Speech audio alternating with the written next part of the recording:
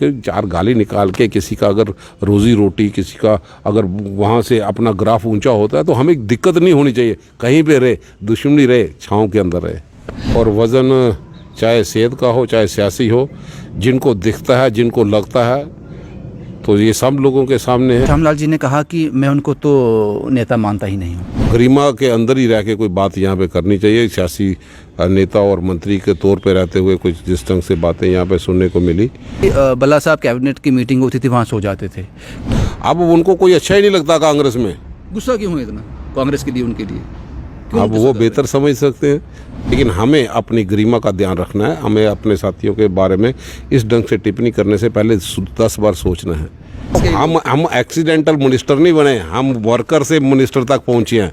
कुछ लोग तो एक्सीडेंट कारण मान गए। भाई अब 9 साल हो गए, आप 7 साल सरकार में भी है। यहाँ पे रमन बल्ला के पास 1 इंच ज़मीना निकालो, रमन बल्ला के पास रोशनी की स्कीमें निकालो, आपने तो सारा पूरा जोर लगा दिया, तो टाइम फिस होती जाएगी। लगता है कि कांग्रेस का जहाज डूब रहा है। कांग्रेस का जहाज नहीं डूबता। जब जो हालात यहाँ पे बने, पावर के पीछे यहाँ से सुख भोगना, फिर दूसरी तरफ कहीं पे जाना, और मंत्री बनाया तो कांग्रेस ने। तो जब शादी ब्याह में मिलते हो तो आप एक दूसरे नजरें कैसे मिलाते हो जब इस तरह की स्टेटमेंट आती है? तो ये मिनिस्ट्री आनी जानी है, आज हैं कल नहीं होगे। डेवलपमेंट के नाम पर करने को कुछ है नहीं, इसलिए इस तरह के पर्सनल कमेंट होते हैं। वो अपने घर में खुश रहें, आबाद रहें, गरिमा में ध्यान रखें। कांग्रेस के इकलौते ऐसे मिनिस्टर रहे हैं जो अपने काम के लिए जाने जाते थे। शायद ही जम्मू कश्मीर में कोई ऐसा शख्स हो जो इस नाम से वाकिफ़ ना हो। अपने काम से वो जाने जाते थे, ये मैं कह सकता हूँ। लेकिन आज वो चर्चा का विषय फिर बने हुए हैं, अपने वज़न के लिए, अपनी मूँछों के लिए, अपनी कुंडली मूँछों के लिए और अपने वज़न के लिए आज वो फिर चर्चा का विषय है। ऐसा ही एक कांग्रेस के पुराने मिनिस्टर रह चुके, उन्होंने कुछ ऐसी बातें रमन बल्ला जी के लिए कहीं। आज उसी पर चर्चा करने के लिए मेरे साथ है रमन बल्ला साहब। बल्ला साहब, मैंने आप चर्चाओं में रहते हो अपने काम की वजह से, लेकिन आज फिर आप एक बार चर्चा में हो अपनी कुंडली मूँछों की वजह से और अपने वजन की वजह से। क्या कहना चाहते हो? ये भी चलो अच्छा तकिया कलाम मिला कि मूँछों के साथ पहचान तो हमारी है, और वज़न चाहे सेहत का हो चाहे सियासी हो, जिनको दिखता है, जिनको लगता है, तो ये सब लोगों के सामने है। और इसके पीछे राज यही है कि जनता के बीच में हम रहते हैं और हमेशा उनका समर्थन मिलता है, और जनता की हर एक मुश्किल को अपने अंदर डालते हुए कि किस सांचे में उसका समाधान निकाल पाए, उसकी हम भरपूर कोशिश करते हैं और भूमिका निभाते हैं। बल्ला साहब, क्या लगता है कि यहाँ तक मुझे लगता है कि सियासत जो है वो होनी चाहिए लोगों के हित के लिए, डेवलपमेंट की बात होनी चाहिए। जब इस तरह के पर्सनली कमेंट होते हैं तो क्या लगता है कि सियासत कहाँ जा रही है?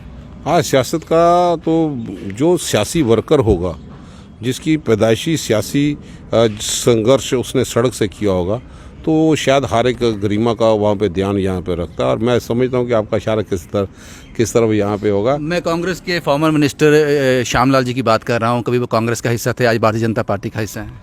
क्या दबाव रहा होगा, किस ढंग से वो लोग सत्ता का सुख दे के कहाँ पे चले गए, हमें उसकी टिप्पणी नहीं यहाँ पे करनी है। उनका अपना भविष्य है, उन्होंने खुद यहाँ पे देखा होगा।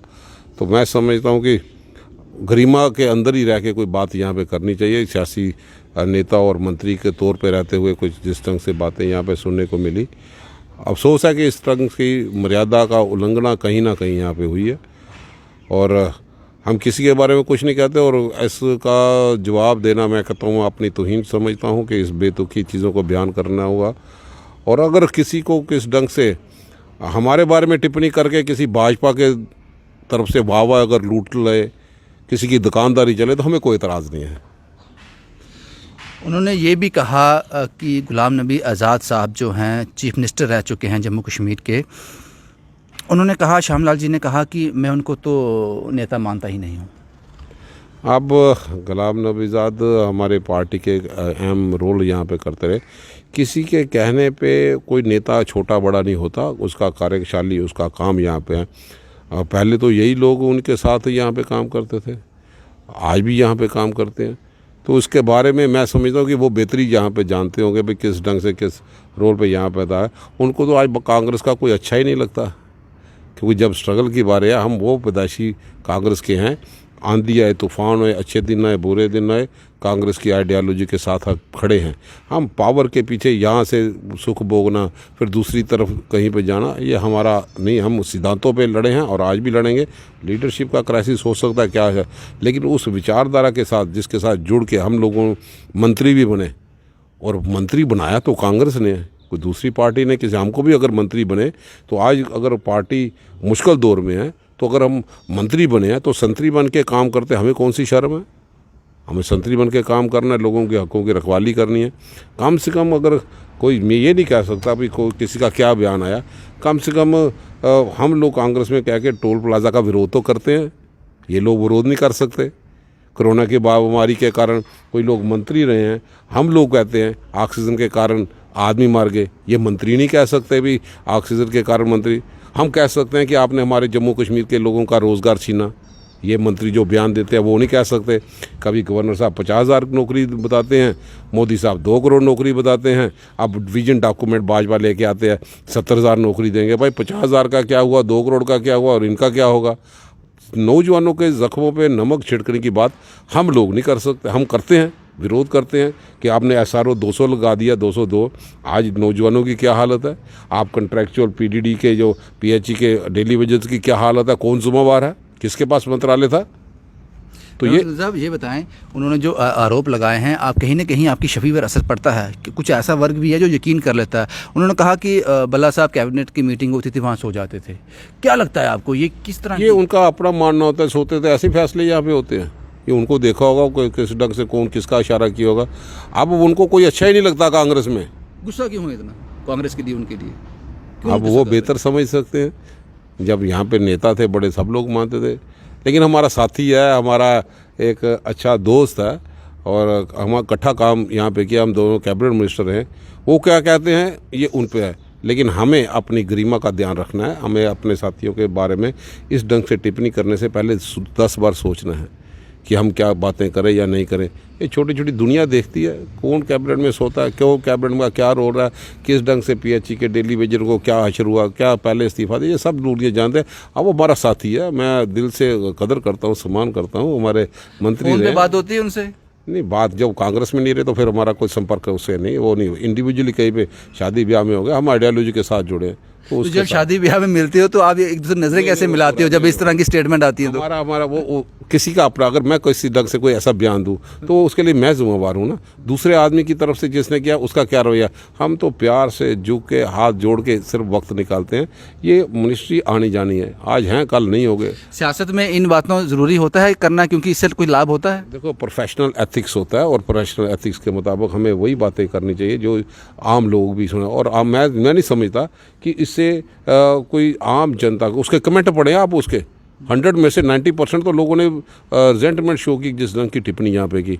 अब मैं खुश हो जाऊँ तो मेरे को उसका कहना है, मैं अपने अंदाज में जो बोलूँ वो ठीक है, वो नहीं ऐसा चलता। उनका क्या कहना है, मैं उसके बारे में कोई टिप्पणी नहीं कर रहा हूँ, मैं अपनी बात कर रहा हूँ। मेरे को हक है कि अपनी बात रखो। अफसोस तो होता है कि अगर कोई कैबिनेट सदर का आदमी हो, जब आप किसी की लीडरशिप के नीचे 4 साल पूरा पावर का भी इंजॉय करें, दूसरे लोगों के साथ भी यहाँ पे रूम में कौन था यहाँ पे?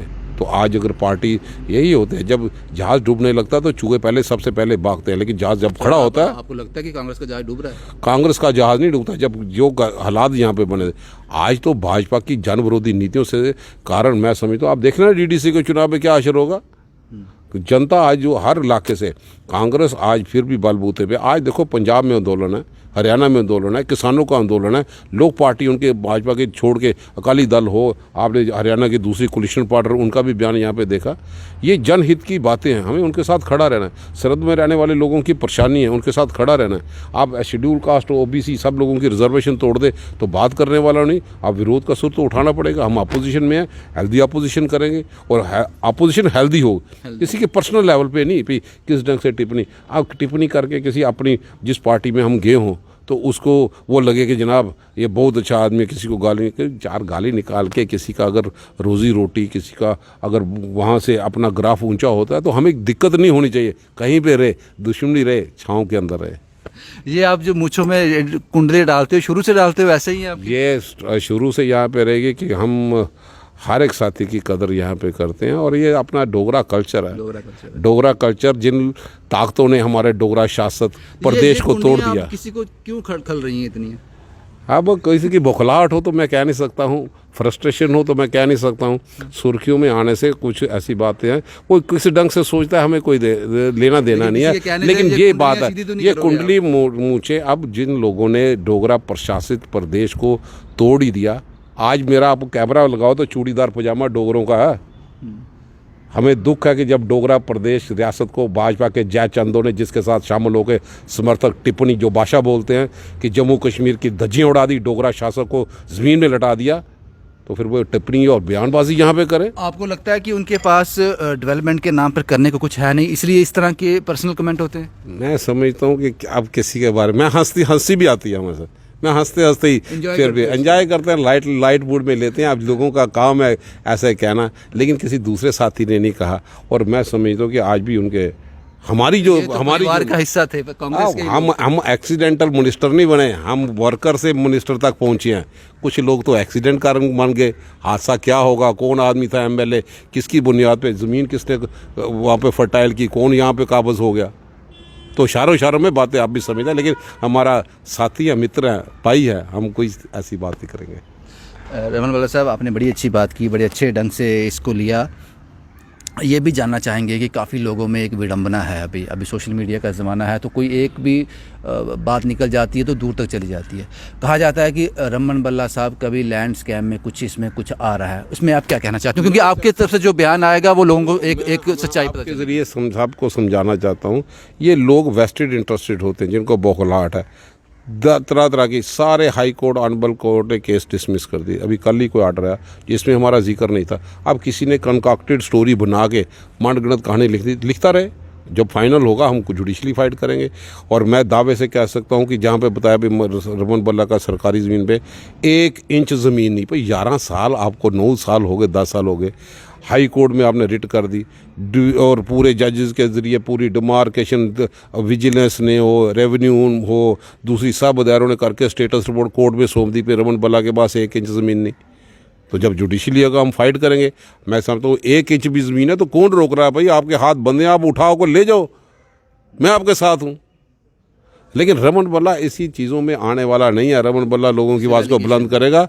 ये एलिगेशन अलेज्ड तो हाइप देते हैं स्टोरी में, अखबारों में, सुर्खियों में।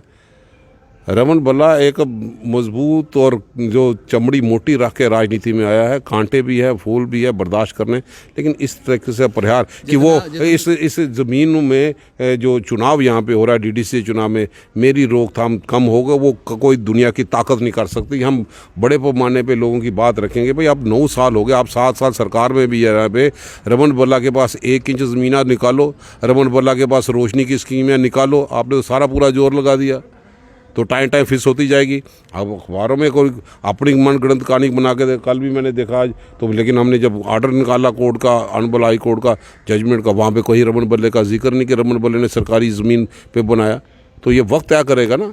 रमन बल्ले के पास 1 इंच ज़मीन सरकारी, जिसमें अपने मकान में जो रहायश है, मेरे अपने पीसफुल पोजेशन में यहाँ पे। अब जनरल खाता 781 हमारा है ही नहीं, अगर 781 में पीसफुल पोजेशन में है तो आपको कौन रोक रहा है भाई? आप निकालो ना।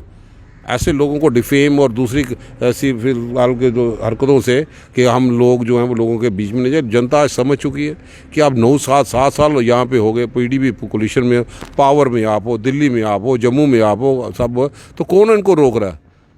ये जो रोंगियों बसाने वाले भी, ये फिर मैं बात करूंगा, रोंगियों बसाने वाले भी फिर कीचड़ उछालते हैं जो रोंगिया। लेकिन वो कहते हैं ना, लेकिन भाजपा के वाजपेयी जी से पूछो, जो भाजपा के 3 जो हमारे एमएलसी भी यहाँ पे है, जो 1996 से 2002 तक तो भाजपा के एमएलए थे।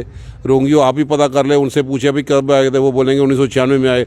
1996 में तो रमन बल्ला तो एमएलए था नहीं, वो हमारा बीजेपी का एमएलए था, जिनका बेटा एमएलसी भी हैं। उनके बयान भी यहाँ पे है कि वो 1996 से 2000 तक है। तो इसलिए कीचड़ उछालना आसान है, लेकिन उसका ज़मीनी स्तापे लोगों को धीरे धीरे पता चल जाएगा।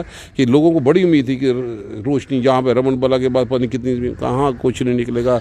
रमन बल्ला पहले भी तरह गरीब आदमी के साथ जुड़ा है, उसके जज्बात की कदर करता है और उनकी आवाज़ को बुलंद करने के कोई कसर नहीं छोड़ेगा, चाहे ये जितना भी दबाव लगाना लगा ले।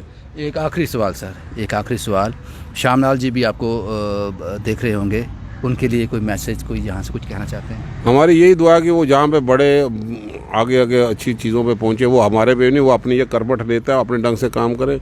हम तो हर एक अपने विरोधियों को भी यही दुआ करते हैं, वो अपने घर में खुश रहें, आबाद रहें, गरिमा में ध्यान रखें। बस यही मेरा साथी है, गरिमा में ध्यान रखें। श्यामलाल जी, हम आपके पास भी आएंगे, ये जानने की कोशिश करेंगे कि आपको रमन बल्ला जी के वज़न से और उनकी मूँछों से इतना लगाव क्यों है।